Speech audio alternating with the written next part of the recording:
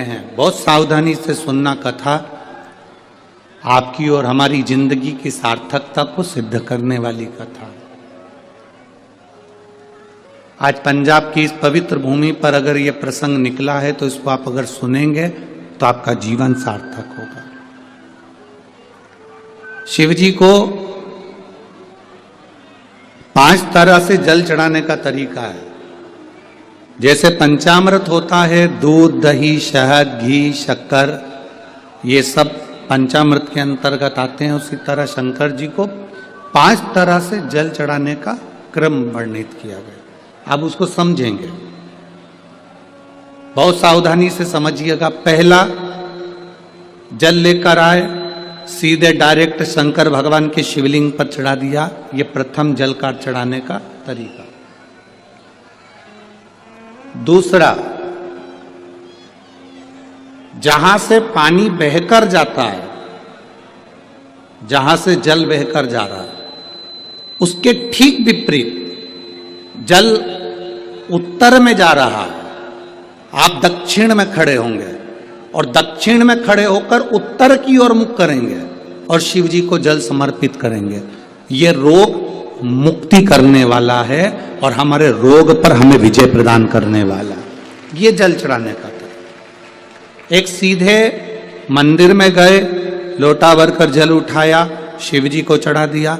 दूसरा जल, जहां से पानी बहता है, शिव जी का चढ़ा हुआ जल जहां से बहकर जाता है, उसके ठीक विपरीत में शिव जी का जल इधर जा रहा है तो तुम यहां खड़े हो, तुम यहां बैठो, यहां मत बैठना, यहां मत बैठना, इधर बैठो। अगर रोग का निवारण है तो यहां बैठकर। तीसरा,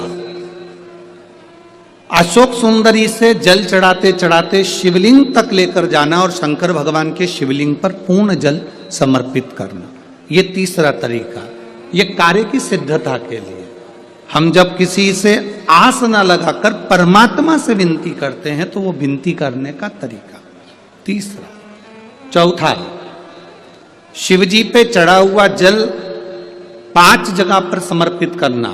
गणेश जी, कार्तिकेय, अशोक सुंदरी, शिवलिंग और जलाधारी। ये चौथा क्रम है। जब जिस नारी का, जैसे एक पत्र है, देखिए,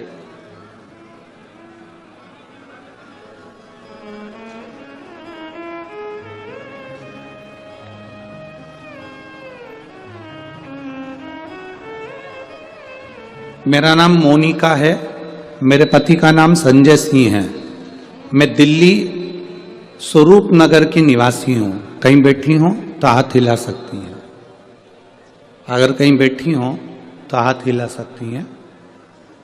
मेरा नाम मोनिका है, मेरे पति का नाम संजय सिंह है। मैं दिल्ली स्वरूप नगर की निवासी हूँ। मेरा फ़ोन नंबर ये है। कहीं बैठी हैं? अच्छा, सीढ़ी पर है। ठीक है, आप हाथ हिला दीजिए। श्री शिवाय नमस्तुभ्यम। ठीक है, कैमरे वालों को दिख गया है ना? ठीक है।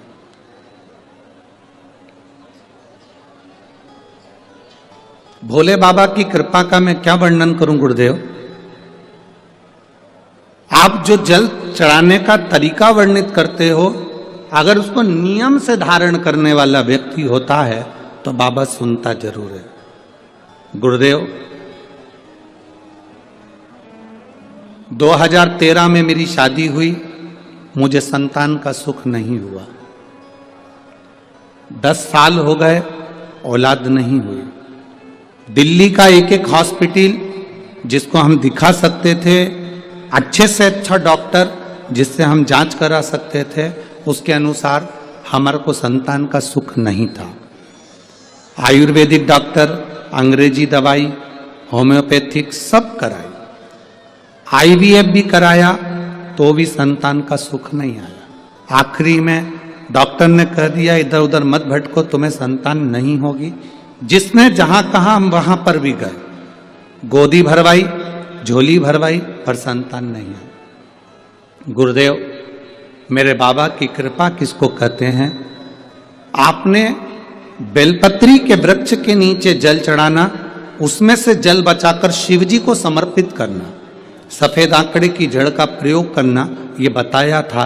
और मेरे बाबा की कृपा से मेरा गर्भ ठेरा, मेरे बाबा ने मुझे आज 10 साल के बाद औलाद दी है। मैं उसको यहाँ प्रणाम कराने के लिए लेकर आई हूँ, उसको नमन कराने के लिए लाई। बच्चा लाए हैं क्या साथ में? बाबू को लाए हैं क्या? नहीं लाए? ठीक है, मैं प्रणाम करने के लिए लाई हूँ। गुरुदेव, बाबा बाबा है। बैठिए बहन। शिव तत्व है, एक जल चढ़ाने का तरीका। शिव जी को हम जो जल चढ़ाते हैं उसका एक तरीका भी हमारी जिंदगी में अगर हमने उसको स्मरण में रख लिया तो हमारी कार्य की सिद्धता को सिद्ध कर देता, हमें सफलता की ओर लेकर चले जाता है। सीधे जल चढ़ाना, दक्षिण में बैठकर उत्तर की ओर मुख कर कर जल चढ़ाना, अशोक सुंदरी से लेकर शिवलिंग तक जल चढ़ाना, 5 स्थान पर गणेश, कार्तिकेय, अशोक सुंदरी, जलाधारी, शिवलिंग पर जल चढ़ाना 5 स्थान पर। ये चौथे नंबर का। और 5वां जल समर्पित करना,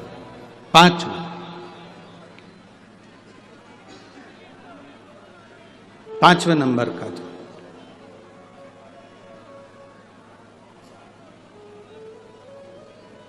शिव जी को 5म नंबर का जो जल आता है, जो जलाधारी है, ऊपर जिसमें पानी भरा रहता है और नीचे एक एक बूंद टपकता रहता है, जलाधारी में जल समर्पित कर कर उसी जल को बचाकर अशोक सुंदरी वाली जगह पर थोड़ा सा चढ़ाकर उसी में से जल शिवलिंग पर जब हम समर्पित करते हैं तो हम जिस कार्य के लिए जा रहे हैं वो कार्य सफल होता